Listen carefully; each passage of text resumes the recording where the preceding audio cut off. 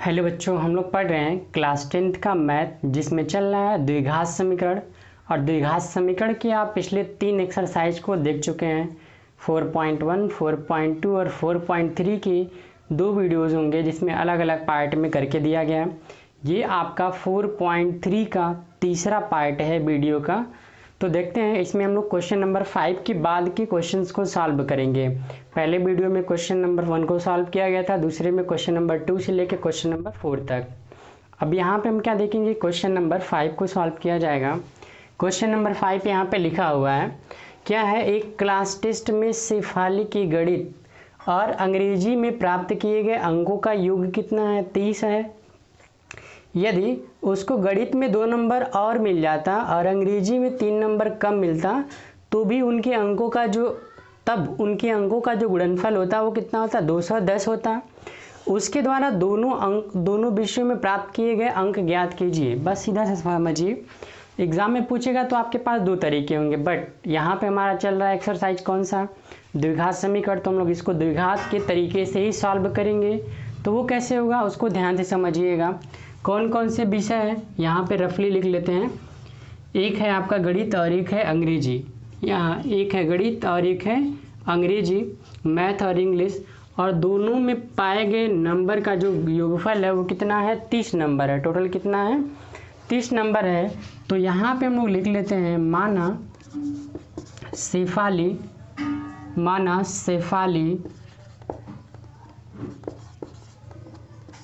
लेकिन क्या, माना शेफाली की गणित के अंक, माना शेफाली के गणित के अंक, मान लेते हैं कि गणित में वो कितना पा रहा है, कितना नंबर पा रहा है। अंक का मतलब किससे होगा, नंबर से होगा, ठीक है। माना शेफाली के गणित के अंक बराबर कितना, x नंबर।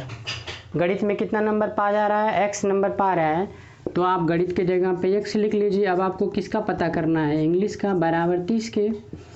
तो इसी x को जब इधर ले चलेंगे तो क्या हो जाएगा, 30 माइनस x नंबर निकल गया किसका, इंग्लिश का।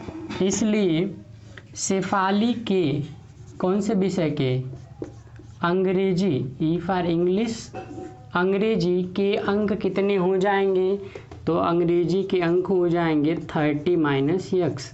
एक बार फिर सुन लीजिए, दोनों का मिला के योगफल कितना है, 30 है।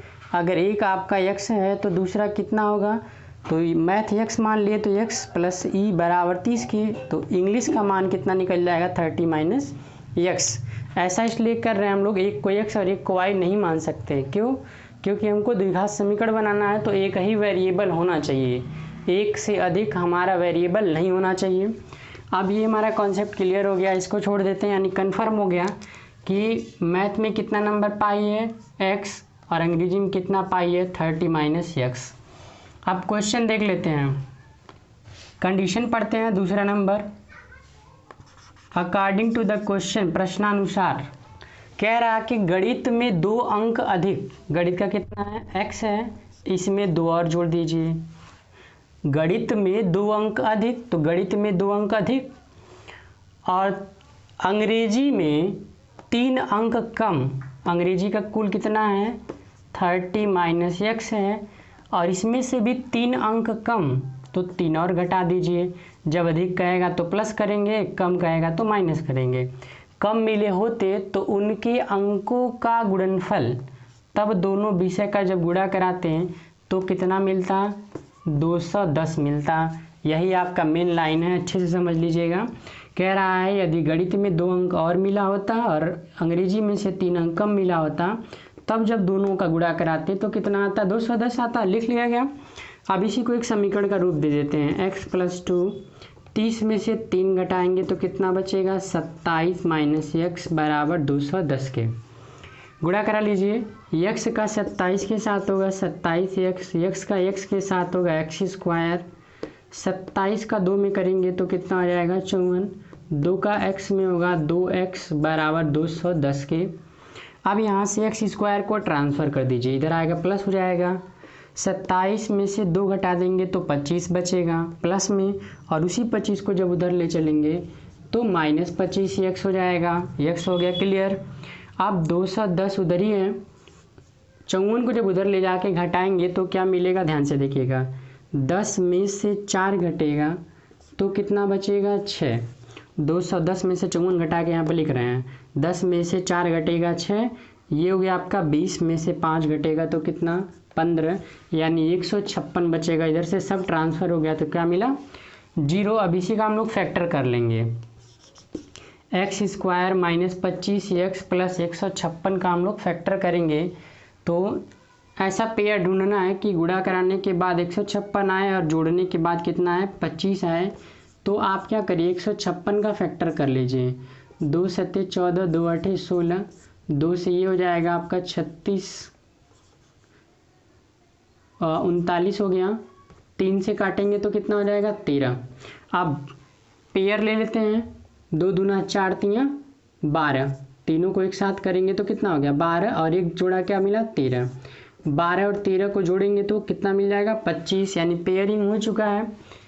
क्या मिला, 12 + 13 x, 25 की जगह पे क्या लिखेंगे, 12 + 13 x प्लस 156 बराबर कितना के, 0 के। अब इसी को जब आप फैक्टराइज कर लेंगे तो क्या मिलेगा, 12 का x में गुणा होगा 12x minus plus minus 13x plus 156 बराबर 0 के। इन दोनों में से x कॉमन करेंगे, x - 12, इन दोनों में से 13 कॉमन करेंगे, x - 12 बराबर 0 के। यानी मिला क्या, x - 12 x - 13 बराबर 0 के। यानी x के दो मान मिल रहे हैं, एक मान मिल रहा है 12 और एक मिल रहा है 13। देखिए ध्यान से कौन सा वैलिड है कौन सा नहीं। तो यहाँ से x का जो मान मिला, एक मिला 12 और एक मिला 13। अब चेक करते हैं कि कौन सा सही है कौन सा गलत है।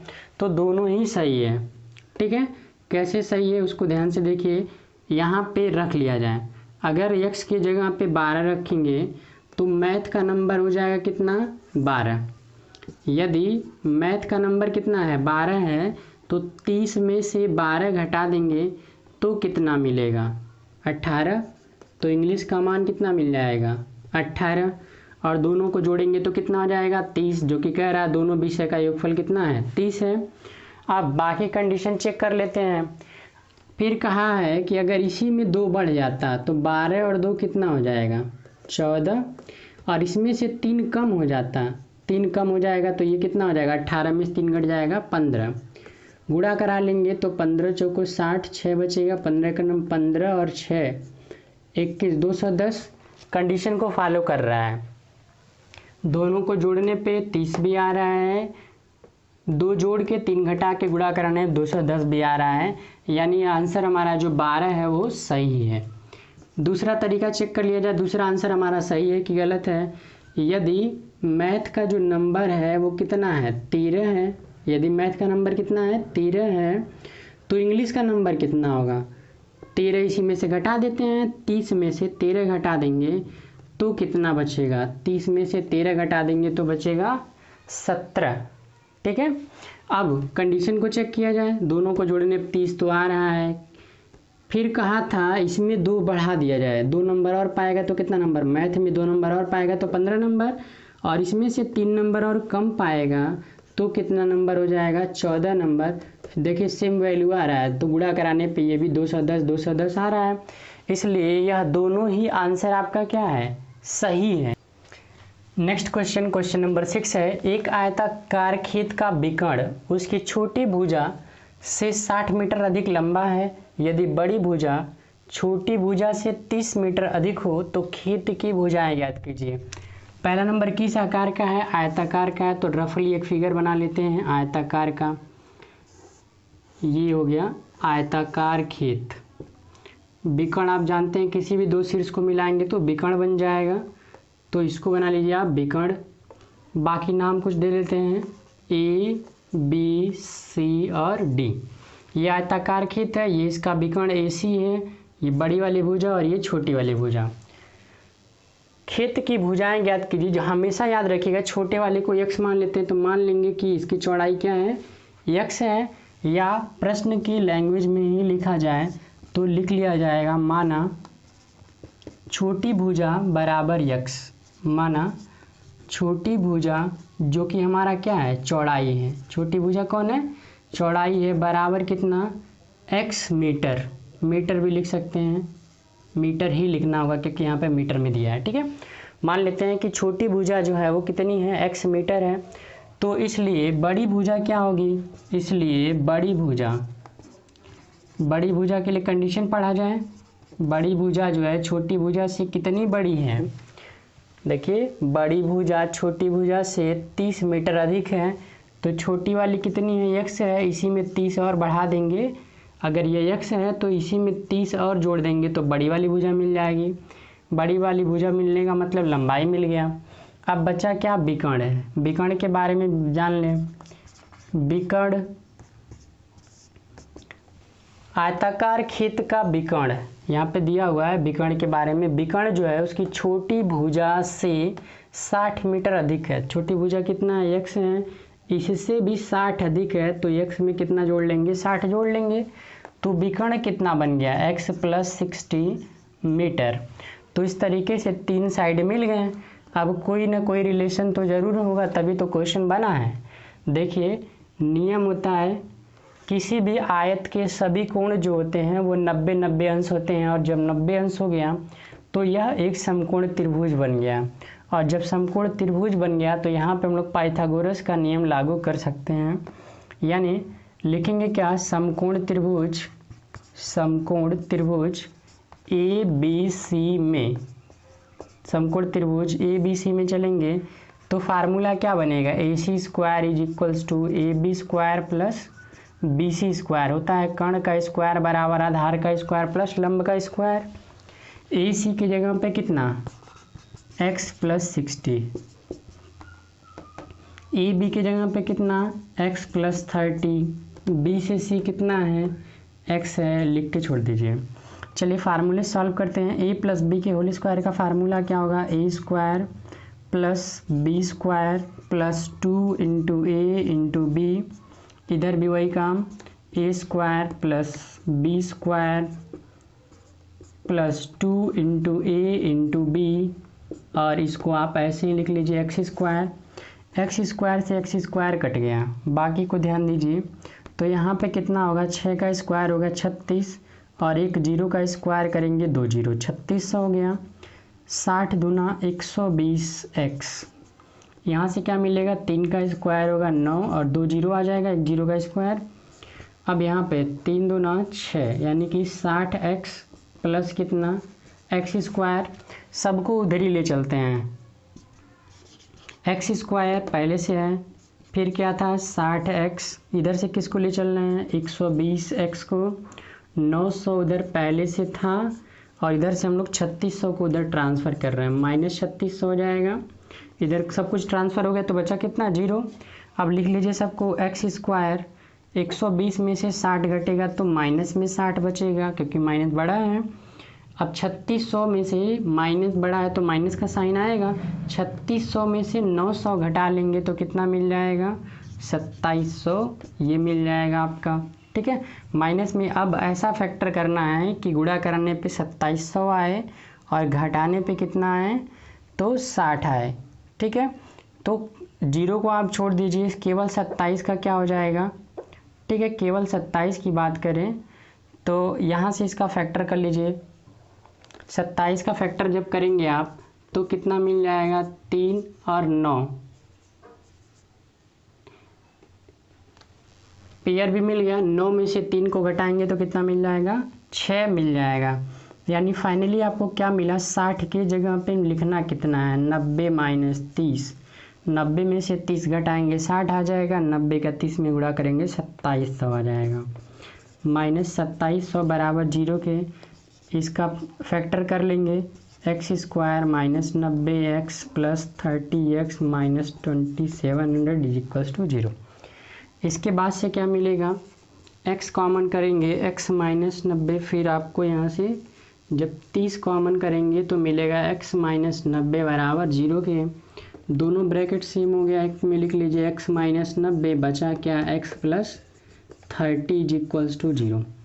यहाँ से अगर आप इसको 0 करते हैं, x + 30 = 0, तो x = -30।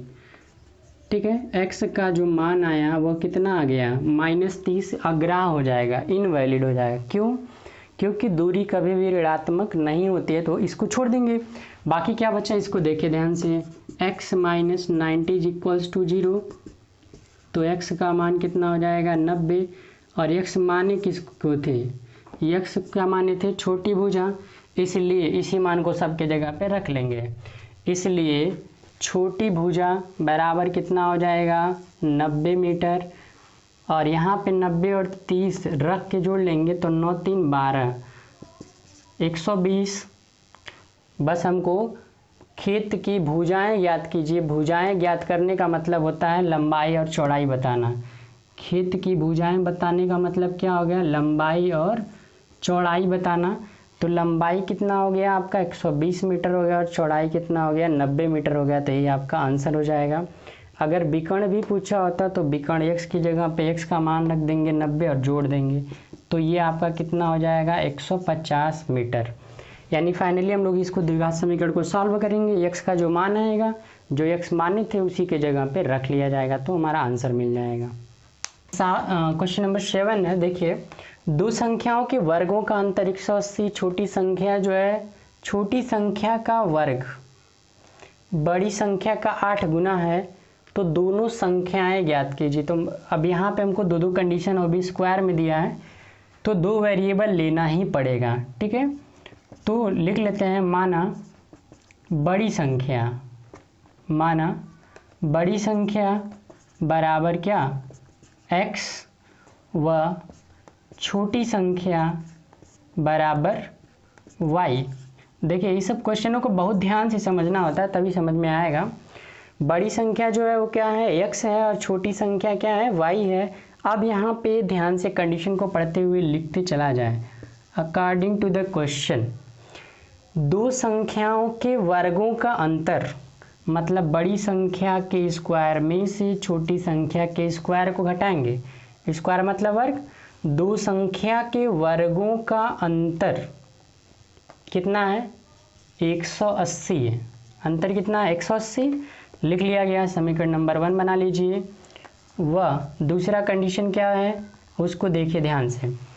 छोटी संख्या का वर्ग, छोटी संख्या क्या माने हैं y² का वर्ग, छोटी संख्या का वर्ग बड़ी संख्या का 8 गुना है, 8 गुना है, ठीक है। सुन लीजिए, छोटी संख्या का वर्ग बड़ी संख्या कौन है x है, का कितना गुना है 8 गुना है। 8 इसके आगे लिख दीजिए। ये हमारा क्या मिल गया, दूसरा कंडीशन मिल गया। अब क्या करिए y² को हटा के उसके जगह पे क्या लिख दिया जाएगा 8x रख दिया जाएगा। समीकरण 1 व 2 से from equation first and second क्या लिखेंगे x², इसको हटा के इसके जगह पे लिखा जाएगा 8x और इसको भी इधर ही ला लीजिए -180 बराबर कितना के 0 के। 180 का ऐसा फैक्टर करना है कि गुणा कराने पे 180 आएगा और घटाने के बाद कितना आएगा 8 आएगा। तो देख लेते हैं कितना बन रहा है, 3 से हो जाएगा 15, ठीक है। अब यहीं से सेटिंग कर लेते हैं एक बार और।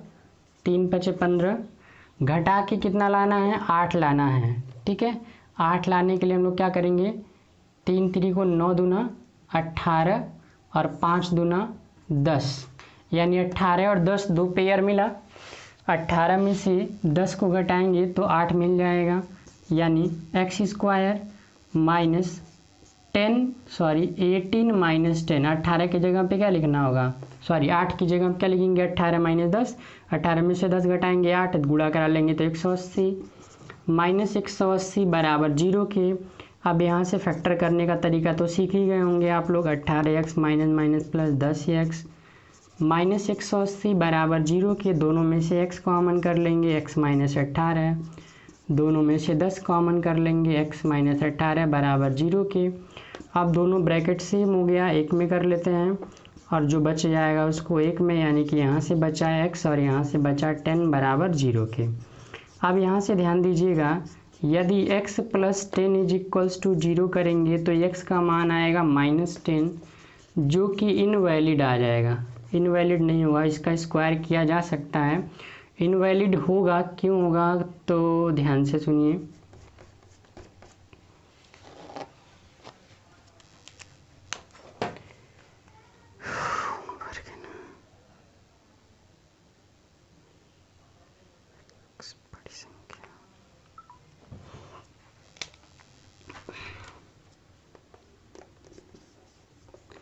देखिए ये आपका जो है इनवैलिड हो जाएगा, क्यों? क्योंकि जो x है वो क्या है, बड़ी संख्या है। कारण क्या लिखेंगे, क्योंकि x जो है वह बड़ी संख्या है और ऋणात्मक जो है कभी बड़ी संख्या नहीं हो सकती है। ठीक है, यहाँ पे देखिए बड़ी संख्या को क्या माने हैं, x माने हैं, तो ये हमारा बड़ी संख्या है, तो ये x जो होगा आपका इनवैलिड हो जाएगा। अब दूसरे वाले फैक्टर को लेते हैं।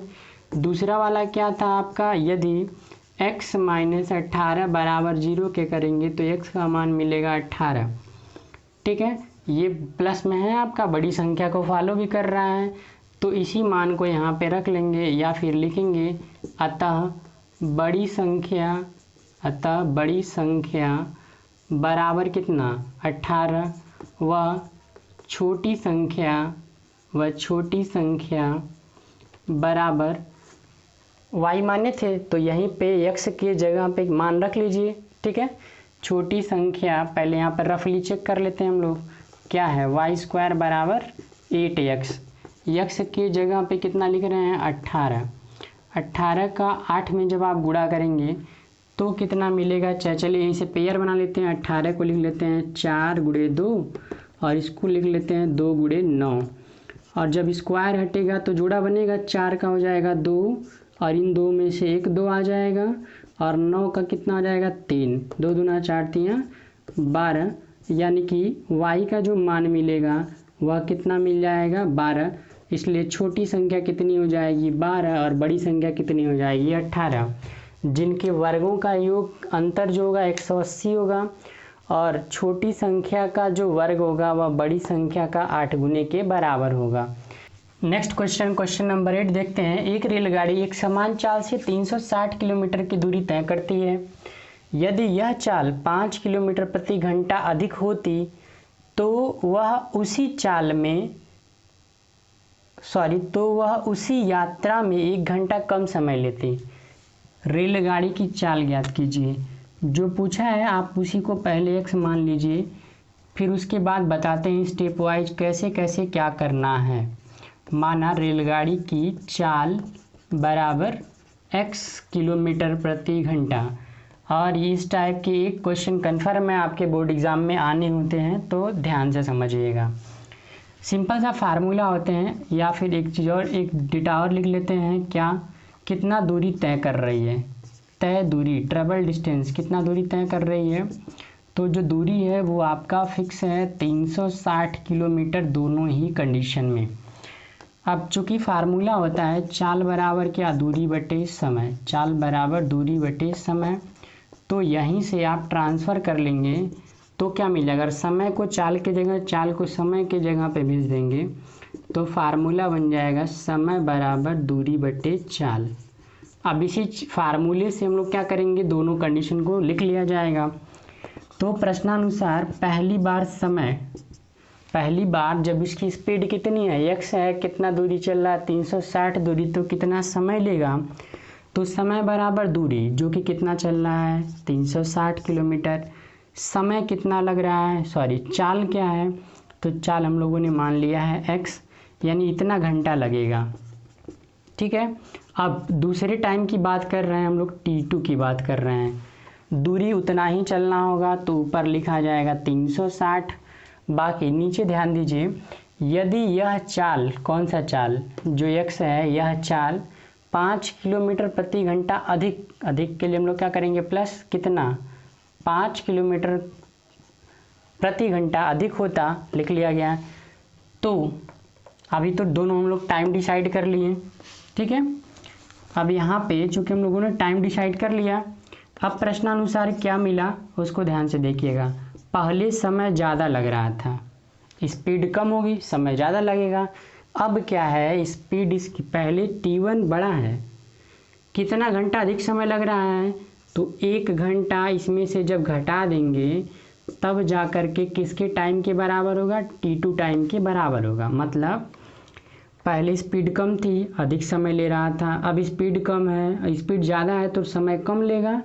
तो जब कम लेगा तो T2 ऑलरेडी कम है, तो दोनों को बराबर करने के लिए हमको क्या करना होगा, T1 में से 1 को माइनस करना होगा। अब T1 के जगह पे T1 का मान रख लो और T2 के जगह पे T2 का मान रख लेते हैं। T2 के जगह पे T2 का मान 360 बटे क्या, x + 5। इसको इधर ला लीजिए और 1 को उधर ट्रांसफ़र कर लीजिए और ला के 360 कॉमन कर लेंगे तो 1/x माइनस 1/x + 5 बचेगा। उधर कितना मिलेगा, 1। दोनों का एलसीएम ले लीजिए, दोनों का एलसीएम लेंगे तो क्या मिलेगा, 360। ध्यान से देखिएगा, दोनों का गुणा करा देंगे, वही एलसीएम हो जाएगा। इसका इसके साथ और इसका इसके साथ मल्टीप्लाई करेंगे तो क्या मिलेगा, x + 5 माइनस x बराबर 1 के, तो x से x कट गया। इसका इसके साथ गुणा करा लीजिए, 5 का 360 के साथ गुणा होगा तो ऊपर कितना मिलेगा, 0। 6 × 5 = 30 को 0 3 बचेगा, 5 या 15 और 3 1800। इसका अंदर नीचे गुणा करा लीजिए, x² + 5x बराबर 1/1। अब इसका इसके साथ क्रॉस मल्टीप्लाई कर लीजिए, इसका इसके साथ कर लीजिए 1800। अब उसी 1800 को इधर उठा लाइए तो क्या हो जाएगा, -1800 बराबर कितना के, 0 के। अब इसका फैक्टर करेंगे, 1800 का ऐसे फैक्टर करेंगे कि गुणा कराने के बाद 1800 आ जाए और जोड़ने के बाद घटाने के बाद कितना आ जाए, घटाने के बाद आपका आना चाहिए 5। तो देखते हैं क्या मिलेगा फैक्टर। ठीक है, देखिए 1800 का फैक्टर यहीं पे कर लेते हैं। 2 से काटेंगे तो कितना मिलेगा, 900। 2 से काटेंगे 450, 225। अब 3 से काटेंगे, 3 × 7 = 21, 3 × 5 = 15, 3 से 25 × 75, 5 और 5 पूरा फैक्टर हो चुका है। अब हमको केवल पेयरिंग करना है और ऐसे करना है कि घटाने के बाद कितना बचे, 5 बचे। तो उसके लिए हम लोग क्या करेंगे, उसको ध्यान से देखिए। इसकी पेयरिंग के लिए हम लोग क्या करेंगे, सभी 2 को इसके साथ कर लेते हैं, 2 दूना 4 दूना 8, 8 का 5 के साथ कर लेते हैं तो कितना हो गया, ये हो गया आपका 40। और जो बच गया उसको देख लेते हैं, बचा कौन है, ये 3 3 और 5, 3 3 को 9, 9 × 5 = 45 और 45 में से 40 घटेगा तो 5 आ जाएगा। यानी पेयर कन्फर्म हो गया आपका। पेयर क्या होगा, 45 - 40 होगा। तो x² + 5 के जगह पे लिखा जाएगा 45 - 40 1800 बराबर 0 के। x² 45 का x में गुणा करेंगे, 45x - 40x - 1800 बराबर 0। अब इन दोनों में से x कॉमन करेंगे तो क्या बचेगा, x + 45 बचेगा। दोनों में से 40 कॉमन कर लेंगे तो कितना बचेगा, x + 45 बराबर 0 के। दोनों ही ब्रैकेट में से x + 45 को कॉमन कर लेंगे तो क्या बचेगा, यहाँ से x और यहाँ से 40 बराबर 0 के।